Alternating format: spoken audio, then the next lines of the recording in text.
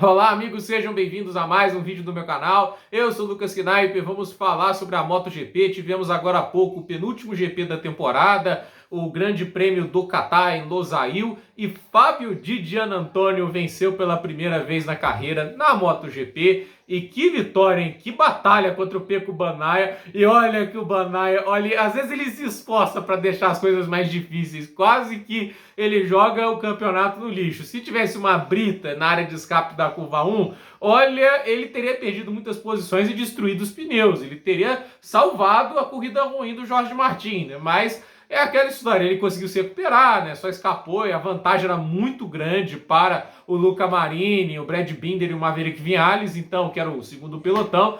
Então, assim, ele é aquele negócio. Eu acho que um grande erro do Bagnaia não tem nada a ver com capacidade técnica, e ele é fora de série, né? Mas pra mim é quando ele não aceita que ele não vai ganhar uma corrida, que vai perder uma posição, né? Tipo, ele fez vários erros na temporada, por exemplo, quando o Rins passou ele lá no GP dos Estados Unidos, e ele caiu tentando perseguir o Rins quando não tinha condição. A moto da Honda do Rins naquela corrida estava melhor. Ele tinha que aceitar, entende? Ele ainda seria segundo, 20 pontos a mais. Esses 20 pontos, inclusive, hoje já tornariam ele campeão mundial. Eu fico lembrando, assim, teve uma etapa, acho que foi Le Mans ano passado, né? Que o Bastianini estava voando, passou ele, o Bagnaia no desespero para tentar passar o Bastianini de volta, caiu. Então, assim, esse tipo de coisa é ao meu ver o que ainda limita um pouco o Pecco Bagnaia, né? E hoje é aquele negócio, aguentou até quanto pôde, foi brilhante segurando o Fábio Di Giannantonio por tanto tempo, até porque o ritmo era alucinante, o que ele estava tendo que andar para manter o Di Giannantonio atrás era uma coisa inacreditável. Os caras estavam virando muito mais rápido que o pelotão de trás, né? E a gente tá falando de um cara que tinha a mesma moto do Di Giannantonio,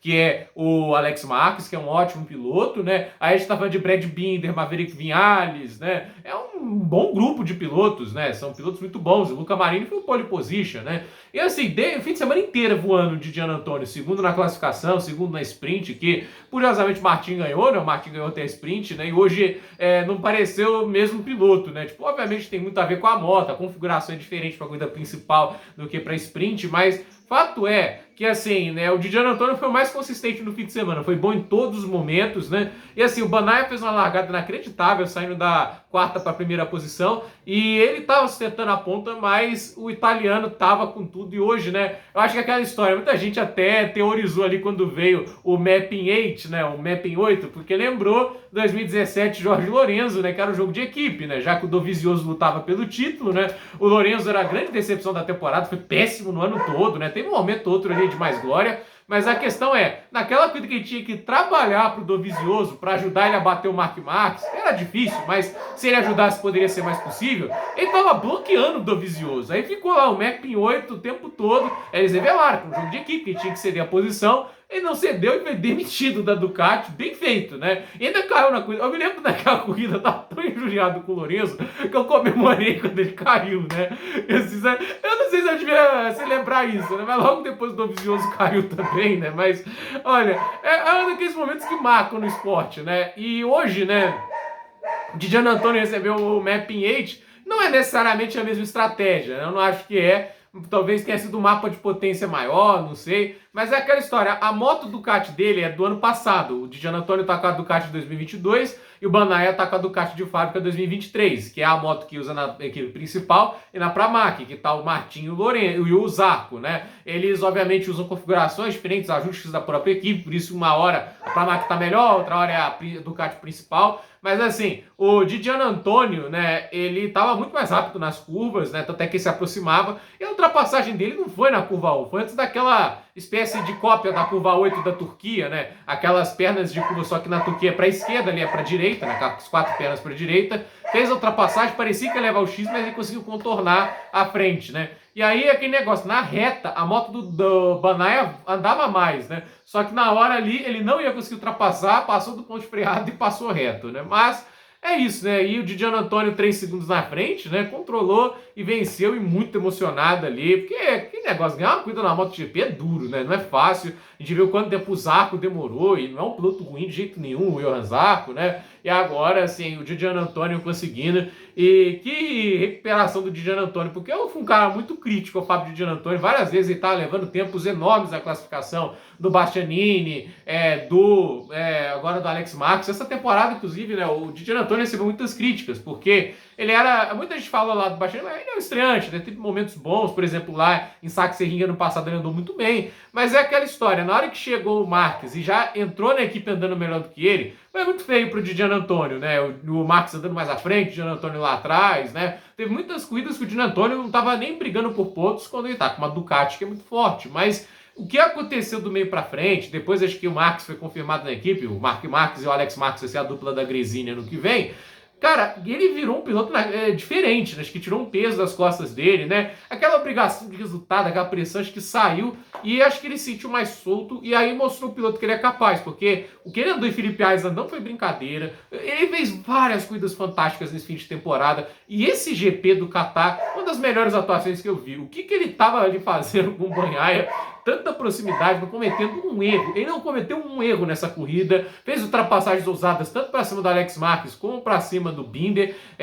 Foi o Luca Marini ou o Binder? Foi um dos dois, né? Mas agora eu não vou lembrar certo qual dos dois que ele fez na manobra, mas foi incrível a atuação do Didiano Antônio. E no final, quem que você esperava que fosse errar? O cara com 16 vitórias, o campeão mundial Pecco Bagnaia, ou o Didiano Antônio, que só tem essas duas corridas para ganhar ainda uma vaga? Não sei se é na equipe do Valentino Rossi, que hoje está o Bezzecchi e o Marini, ou se é na Honda Repsol, né, que é uma oportunidade para ele. Inclusive até a página da Honda foi lá para parabenizar ele. Já tem gente pedindo para aqueles contratos de Didiano Antônio. Não sei se nem é uma benção, porque a Honda Repsol tem sido um pesadelo para todo mundo que não se chama Mark Marques, né? Mas é legal ver um cara ganhar pela primeira vez e que atuação para vencer. Ele tem talento e qualidade. Eu fiz muita piada com o Didiano Antônio, né? Quando o GP ali de Deodoro, né? Que é aquele circuito que ia construir no Rio de Janeiro para tirar a Fórmula 1 de Interlagos, né? Teve até um contrato com a MotoGP, para quem não sabe, isso foi oficializado. Aí a gente lembrou no dia que era para ser corrido, não tem circuito nenhum construído no Rio de Janeiro. Eu falei, tudo um complô para impedir a vitória do Didiano Antônio, né? Fiz a piada na época e hoje eu falo, talvez ele ganhasse, né? Porque pilota muito o Didiano Antônio nesse fim de temporada. É legal ver um cara ganhando pela primeira vez. E o Bagnaia, ele não ganhou, mas o título tá na mão, né? 21 pontos de vantagem. Ele não precisa ganhar, entende? E assim, a Ducati está tão superior, cara, só tem que fazer um terceiro lugar, entende? Não precisa fazer nada de espetacular para vencer o Martin. O Martin tem a obrigação de ganhar em Valência, né? Em Valência é uma prova que, assim, exige muito equilíbrio da moto, não é só apenas andar rápido de reta. E, assim, visto como a Gresini andou bem nas curvas nesse fim de semana, talvez a gente veja a Gresini forte nessa próxima corrida também. Tanto ela como a equipe também do Bezzecchi e do Marini, né? Essa prova tem um retão, mas tem uma parte técnica ali que mostrou que talvez a Ducati de 2022 seja melhor. Então, Didiano Antônio, Alex Marques, Bezzecchi, Marini, talvez estejam na disputa e eles não estão dando a mínima para o que o Martin e o Bagnaia estão fazendo no campeonato. Eles querem lutar pelas vitórias e pelas conquistas deles. Então, assim, essa prova em Valência é bastante interessante. Não acho a ponto de colocar, por exemplo, a Honda e a Yamaha no jogo. Isso está parecendo fora de cogitação, estão muito atrás. Mas ainda assim, pode colocar a KTM. O Binder está sempre andando muito bem, né? Então, assim, hoje foi um GP de pesadelo pro Martin, não andou bem. Eu não sei nem se o Zarco foi instruído a não ultrapassar ele, porque ele chegou a ultrapassar e errou, né? Tudo bem que o Zarco não andou bem nesse fim de semana, mas é aquela história, né? Foi uma corrida ruim pro Martin, contenção de danos. Não quis andar mais do que a moto, salvou os pontos dele. E por pouco, essa estratégia de salvar pontos não torna líder do campeonato, caso o Bagnaia tivesse caído naquela freada maluca para tentar vencer a corrida. Então, vamos ver. Mas agora é difícil, 21 pontos. A esperança do Martin é o Bagnaia cair e ele ganhar, porque aí ele consegue tirar os pontos. Mas o Bagnaia, acho que ele vai pilotar só no sapatinho, como fez ano passado, né? O Quartararo chegou até na frente, mas o Bagnaia foi na dele e conseguiu os pontos para ser campeão. Então, a ver o que vai acontecer. Então, gente, por esse vídeo é isso. Dúvida nos comentários, deixe seu like, se inscreva no canal, compartilhe esse vídeo. Parabéns a Fábio Didiano Antônio. Bem-vindo ao clube dos vencedores de corridas da MotoGP. Os cachorros estão até eufóricos aí com a vitória de Fábio Didiano Antônio. Merecido, né? Correu pra caramba em Felipe Island, tá fazendo um fim de temporada